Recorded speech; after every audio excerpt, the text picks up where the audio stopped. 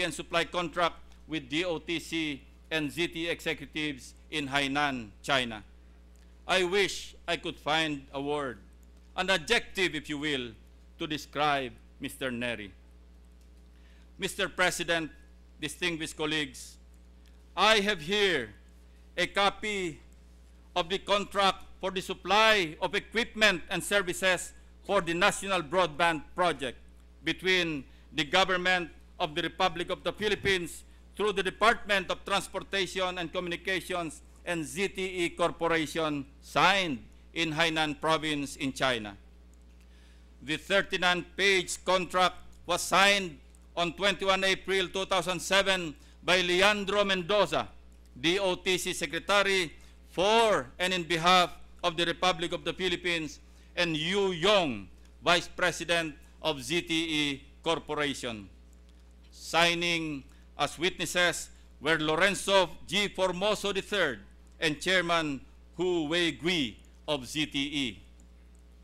Present and beaming while the contract was being signed for and in behalf of the Republic was Her Excellency President Gloria Macapagal Arroyo, who had gone to Buao in Hainan Province officially to attend an economic forum.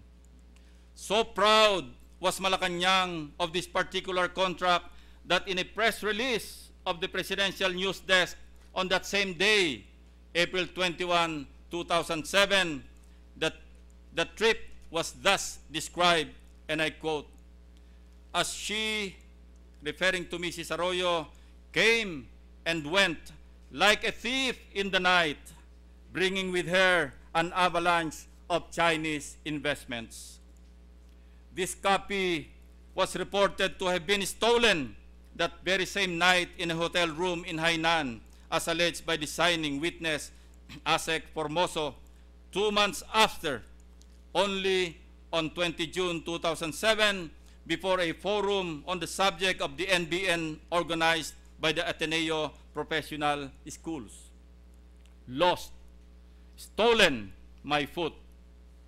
Yet, 2 weeks thereafter, during a cabinet meeting in Legazpi City on July 3, President Arroyo ordered then up and about Justice Secretary Raul Gonzalez to review the NBN ZTE transaction and come up with a recommendation before the opening of this 14th Congress on July 23.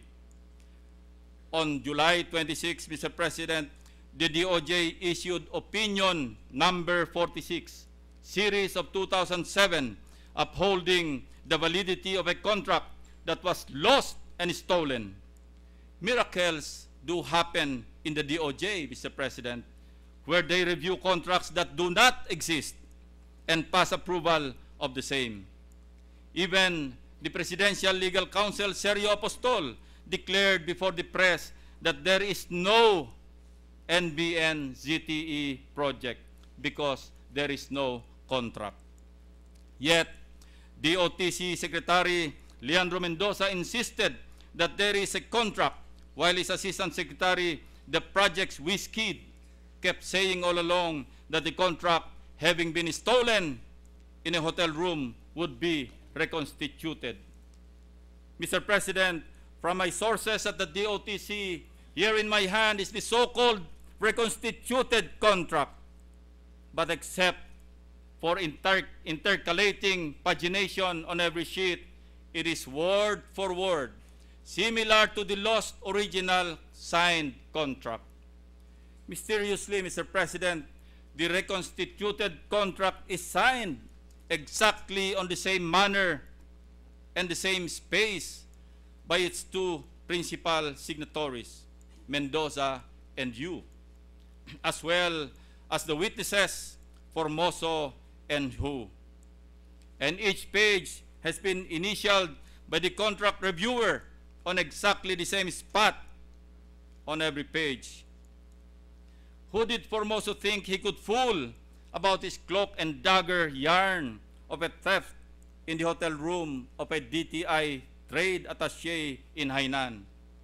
I would say they were purposely hidden, because as soon as the President and Secretary Mendoza came back to this country, the stink that is the NBN ZTE mega deal, began to smell all over.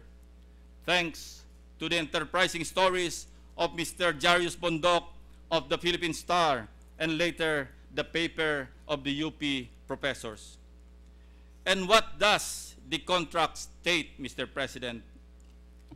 To design, supply, install, test, commission, and deliver the network, the Republic is obligated to pay $329,481,290 broken down as follows: $194,051,628 for the equipment, plus engineering services of $118,605,650, plus managed services of $14,875,507 and $1,948,505 for training services, for a total, I repeat, of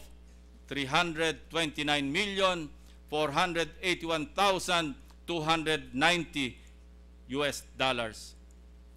The NBN ZTE deal is to be financed by the Export-Import Bank of China and paid by the Republic through its Shenzhen branch. Upon release of the loan, the Republic would immediately pay 15% of the contract price for the equipment as advance payment. For each provisional acceptance of equipment and upon receipt of the commercial invoices, we pay 35% of the contract price.